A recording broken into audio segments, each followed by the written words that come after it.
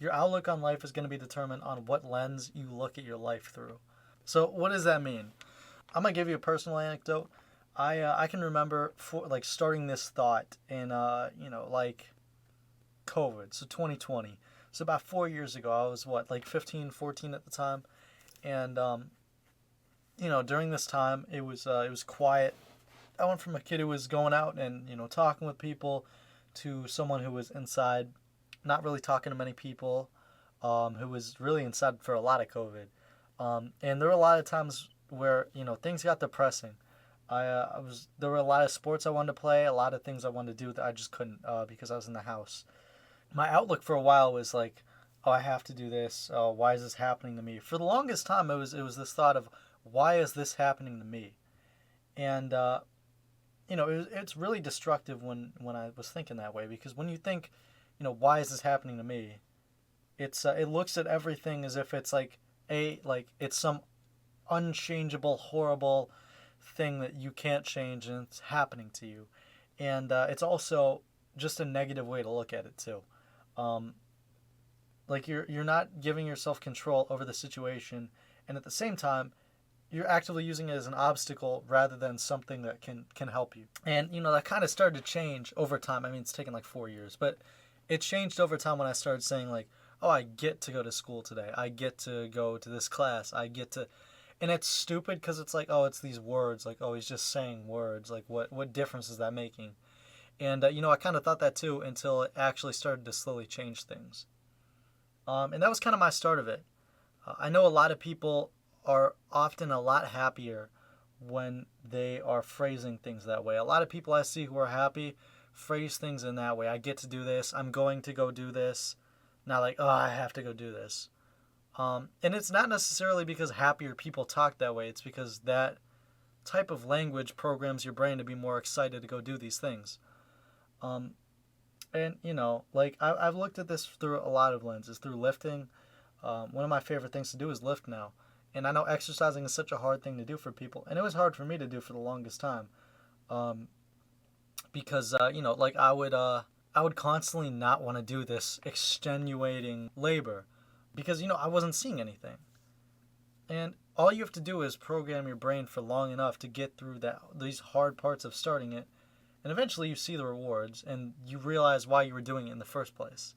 I kind of want to add to this through the looking through the lens of life and changing it up.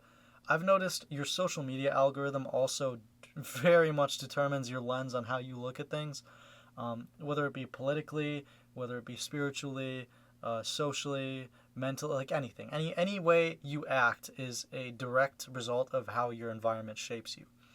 And one thing I really figured out in I'd say 2022 was your environment is everything. And your environment is your Instagram, your Twitter, your YouTube, your TikTok, your friends, your TV shows that you watch, everything. It's everything you experience that forms how you act as a person, subconsciously or consciously. And I kind of started to use this to my advantage. Um, in in 2022 to now, I had started to kind of program my not AI, my algorithm and YouTube, TikTok to be really self-help oriented, very workout oriented, and recently very politically oriented because I wanted to get involved. And the one thing I really found out that was interesting was, it kind of actually did shape how I viewed things. Because like I started to look into it when I was getting like posts on TikTok for The Boys.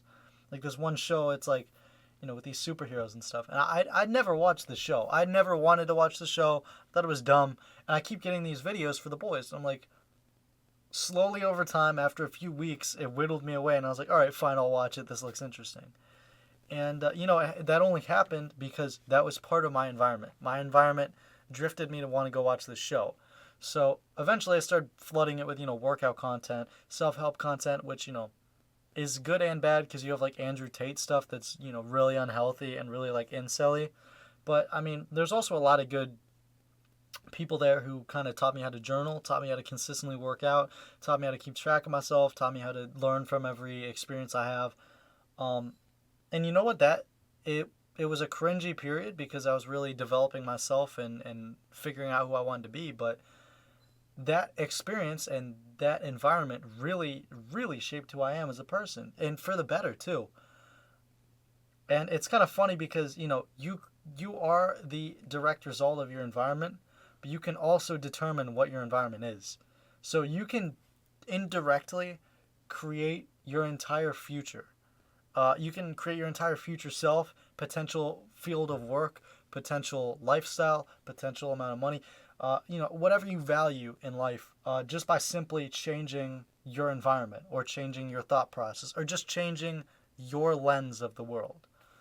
Um, so yeah, I mean, I think this video probably reached the right people. I know I say that every video, but I truly do believe this. Like, however you choose to shape your environment or look through the world or word things in your mind, these are all qualities of where you will go in life, what you will do in your life, who you'll meet, who you'll enjoy, what you'll enjoy.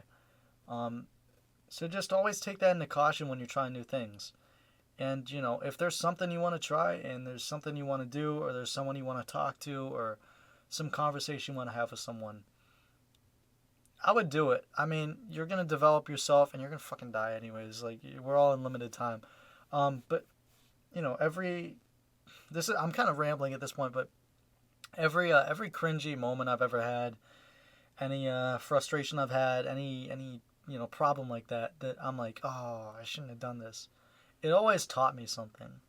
So I think this is kind of another lens to look through things, but learn, fail, look at failure and all this as a lens to grow.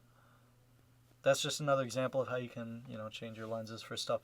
I feel like I'm rambling, but I think you guys get my point. I think y'all get my point. But yeah, just start things, change the way you look at things, and just try to get out there and figure out what you are and figure out what you want and set your life and your environment to help you create that.